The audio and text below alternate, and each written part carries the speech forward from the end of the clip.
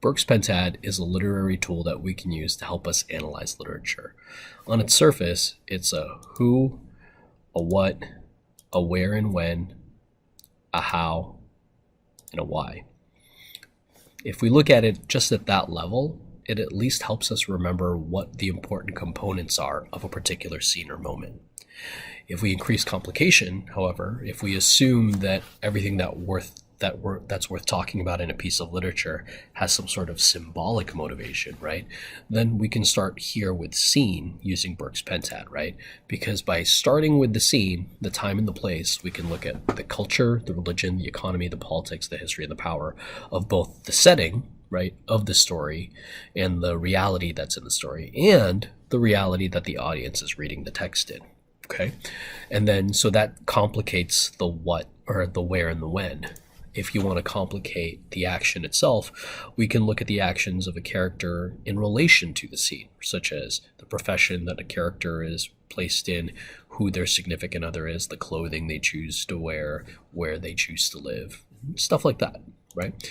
And if we want to complicate the who of a particular story, we can look at a person's psychology, the qualities as defined by their society and culture, or as defined by the society and culture that's reading that particular character.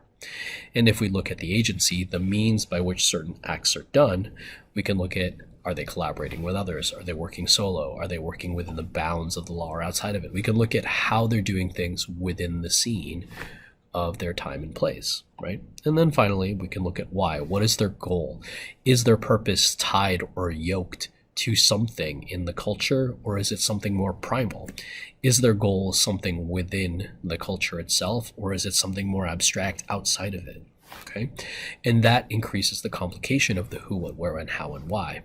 But things get really interesting based on how Burke likes to use his pentad. And I think it's useful for us to do this as well. And that's to look at his ratios.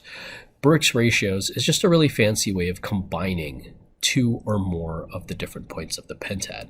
Now, Burke liked to combine primarily, these are his top two, scene and act and scene and agent, right? So if we look at the action of a character through the lens of the time and space in which they're working in, we can look at the appropriateness of the action, the decorum of it, right? Was it appropriate to their cultural setting, or is it going against it?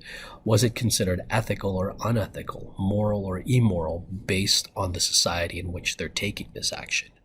And if you combine the time and place with the person working, or the character that's working within the story, are they conforming to the expectations of their time and place, or are they deviating from it? And talking about these things helps us come up with more stuff to talk about in analysis, which eventually and hopefully would help us springboard into actual interpretation. Now, another example of combining two different things is looking at the act and the agency, right? The action that a character is taking versus combined with the means by which they're taking that action. So is it practical how they're trying to do this particular action? Is it efficient, right? That's something that I like to look at. The point is your job, if you want to use this pentad to effect, is to combine at least two different parts of the pentad to generate a judgment of quality, right? So let's take a look at how let's practice applying that. Okay, so here's the birthday party. This should be familiar. And for this particular example, we're just going to combine scene and act to start, right? So if we take a moment, reread this story of the birthday party, and then I want you to infer everything you can about the setting, the time and the place, the culture, right? The things that come into play, such as wealth and status and all the things we look at when we look at setting. And then I want you to focus on the action itself of the wife and what she's doing. Right? Take a moment, pause, and read. Okay, hopefully you've paused and read, because I'm about to simulate this. So if we look at the scene, by looking at these things, we can see that it's happening in a restaurant, right? Based on the amount of people that are there and how they know each other or how they don't know each other, we might be able to infer that it's urban or suburban. It's a little narrow restaurant with actual violins and piano orchestras, right? Kind of wealth and glamorous. And based on the time it was written and based on the dress and the manners in which they're comporting themselves, it's very last century. And if we look at the actions, right, of the wife, we can see that it's a planned surprise party, right, somewhere here. Here, a little surprise for him. She's showing affection by planning all of this, but she's also effectively removing choice from the husband, and she's bringing others in by looking at the head waiter and the orchestra and then the audience of the other patrons of the restaurant, and it's a public display of affection. So if we look at this scene and if we looked at this act, we can take into account all of those things, and then the next steps would be to possibly we could just combine the two. We can bring in another component if we're not getting anything out of the combination of those two things, or we can use a genre of a trait, right, of existentialism, comedy, tragedy, satire, or Bildungsroman, and then we can make a thematic argument using at least two parts of Soma. So let's look at how this might play out in an essay by combining both scene and act.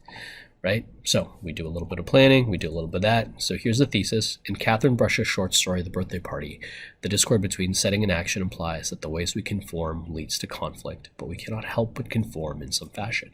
Right? So looking at the analysis, I produce this thesis. Here's my topic sentence. Here I'm talking about the scene, and then here I'm talking about the actual action. Right? So I'm focusing on those two parts, and then I do a little bit of in-depth analysis of it, right, in terms of the evidence that I pulled. Right? Here, I'm focusing on scene. Here, I'm focusing on action.